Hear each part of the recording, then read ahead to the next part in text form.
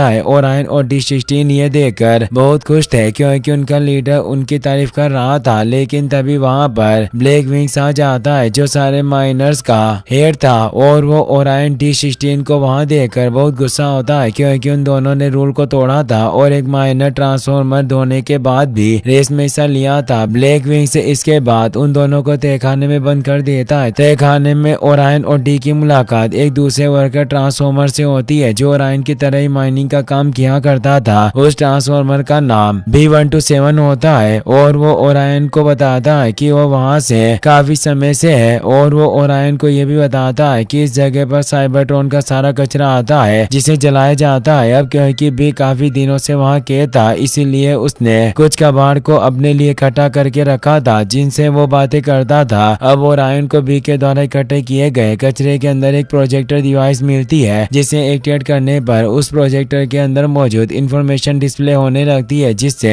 Orion और उसके साथियों को पता चलता है कि वो अल्फा ट्राइन नाम के एक प्राइम का इमरजेंसी मैसेज था जिसमें वो बता रहा था कि मैं बाकी प्राइम साथियों के साथ साइबरट्रॉन के सतह पर अपने दुश्मनों से युद्ध लड़ रहे हैं जिसकी वजह से मैट्रिक ऑफ लीडरशिप खतरे में है। इसीलिए साइबरट्रॉन से सतह पर ट्रांसफॉर्मर की मदद भेजी जाए। इस मैसेज को देखकर ओरायन डी और भी समझ जाते हैं कि मैट्रिक ऑफ लीडरशिप कहीं और नहीं बल्कि साइबरट्रॉन के सतह पर है। इसीलिए वो साइबरट्रॉन के सतह पर जाकर मैट्रिक ऑफ लीडरशिप को साइबरट्रॉन के अंदर लाने का फैसला करते हैं क्योंकि मैट्रिक ऑफ लीडरशिप के वापस आने के बाद एन जोन का फ्लो भी एक बार फिर से शुरू हो जाएगा और उन्हें माइनिंग करके एन जोन निकालने की कोई जरूरत नहीं पड़ेगी। अब B127 ओरायन और डी को बताता है कि यहाँ से नीचे की तरफ एक ट्रेन चलती है जो यहाँ का कचरा सतह पर लेकर जाती है। अगर हमें ऊपर सतह पर जाना है तो हम उस ट्रेन में छुपकर जा सकते हैं। ओरायन